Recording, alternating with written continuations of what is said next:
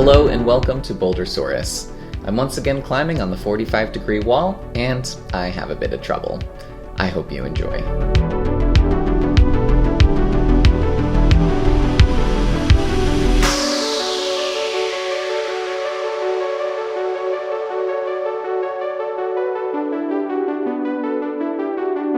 We'll start things off with this purple climb that has large sloped holds known as Huecos, and also uses the volume features on the wall. It's hard to see, but the spots where I grab onto the volumes have small chips screwed onto them to make gripping them less unpleasant. This climb starts with a jump into a very good hold. This move isn't particularly difficult, but amusingly enough, the main challenge it presents is causing some pain on the skin, which requires a moment to shake off. The climb transitions left through the first Hueco hold and into the first triangular volume feature. On this attempt, I got a bit mixed up with my feet and then overestimated my height. I thought I could reach the next hold, but I could not. On the next attempt, I was able to figure out a better position to reach this sloped hold on the side of the volume, which allowed me to move into the second Hueco. Unfortunately, I found the body position here to be weird, and it left me in a bad position when moving up to grab onto the volume.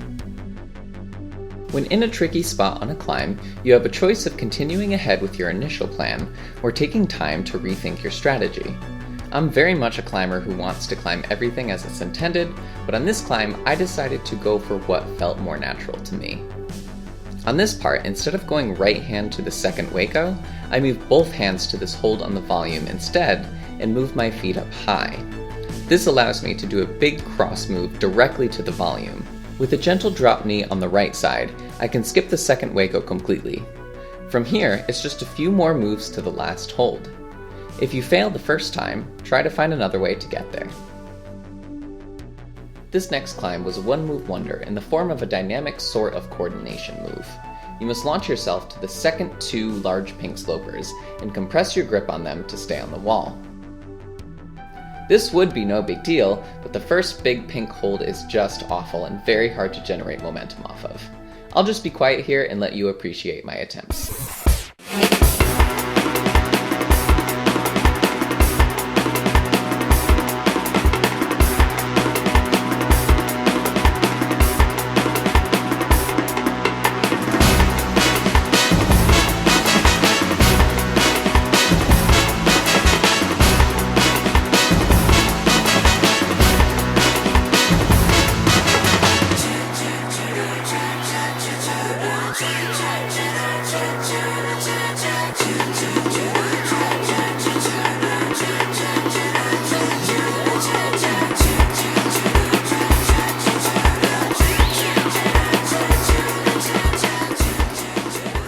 As mentioned before, if you fail one way, it's time to think of another way.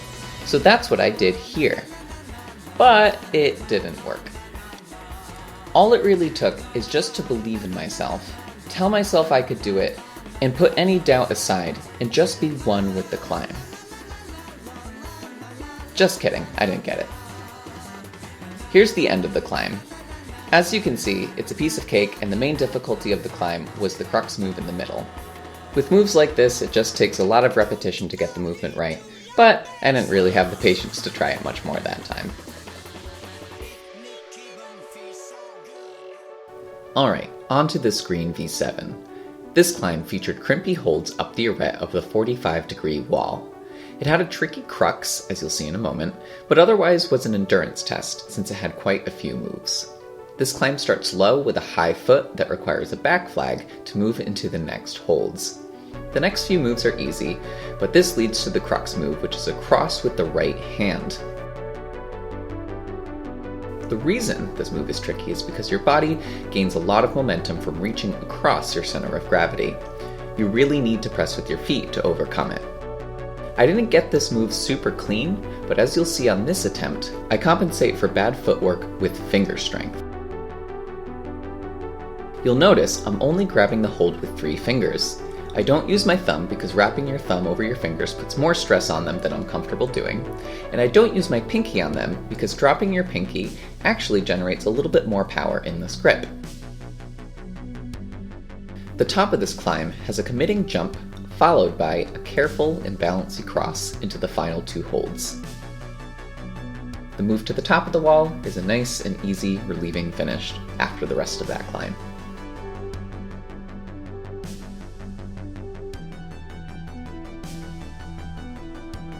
The next 3 climbs in this video presented much less of a challenge for me than the first 3. They're a bit softer in their grade and mostly take place on the 20-degree wall, like this white Crimpy climb. This sort of climb is what I specialize in, because what I lack in pure muscle, I make up in the fact that I'm pretty light. When pulling on crimps, the less of you there is to pull, the less your tendons have to work. The crux of this climb is moving up with this left hand, as the big pink hold pushes your chest back from the wall.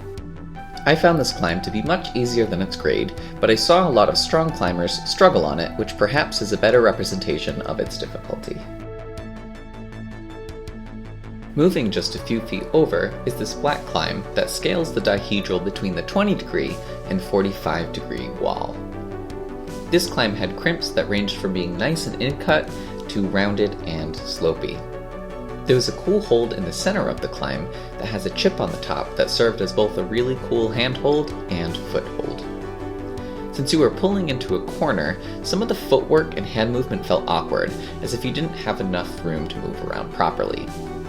The end of this climb is pretty easy to cheat because you can just hop up to the finish hold, but I decided to do it as intended to add more challenge to the climb. Since this climb isn't particularly difficult, I feel as if I should climb it as intended.